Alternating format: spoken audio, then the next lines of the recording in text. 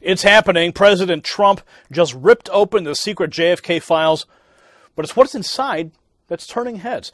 Taryn Tarrant Cornish for the Express reports that the secret documents on the mysterious killing of the U.S. President John F. Kennedy will now see the light of day for the very first time, as the deadline for them to be made public has now arrived. The JFK Assassination Records Collection Act of 1992 required the United States government to release the secret records on the death of the president within 25 years. The deadline follows President Trump's vow to reveal all of the remaining files to the public. Republican Representative Walter Jones said, quote, "This is about the people of America.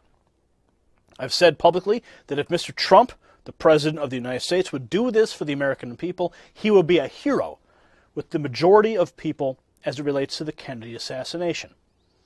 They state here that many, quote, "conspiracy theorists have accused the CIA of involvement in the assassination of JFK, while others have pointed their fingers at Russia or suggested there was a second shooter."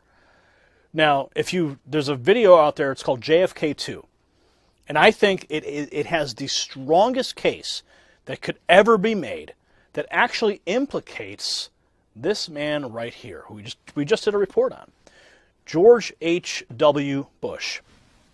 Yep, that old man right there. There's a picture of him that looks like it's him. He's standing outside the book depository that fateful day in Dallas. But there are so many circumstances. There are FBI files that list George Bush. They list organizations he worked for, that he was a secret CIA agent at the time. And the FBI knew about this. So I'm anxious to see if that information takes us deeper down the rabbit hole, connecting the Bushes to the greatest coup in American history, which would ultimately catapult the Bush family into the White House themselves. Okay? Prescott Bush as a senator, I mean, he tried to overthrow the United States government at one point. And then you have George H.W. Bush working his way up through the CIA, the Reagan administration, and you have Cheney, you have Rumsfeld, all the neocons surrounding them. Of course, you have the 9/11 event. You have the PNAC, the Project for a New American Century. All of these things are connected to the Bush family and the neocon agenda that date all the way back to the JFK assassination. So I think there are there could quite possibly be some amazing revelations in there. And I believe that the Bush's fingerprints are all over it. Now, they state here the U.S. President broke the news that the files will be declassified. He said it on Twitter. He said, "Subject to the receipt of further information, I will be allowing, as President, the long-blocked," I don't know why I've got this picture of Poppy Bush on there. "I will be allowing, as President, the long-blocked and classified JFK files to be open. More than 3,000 never-before-seen documents are set to be released.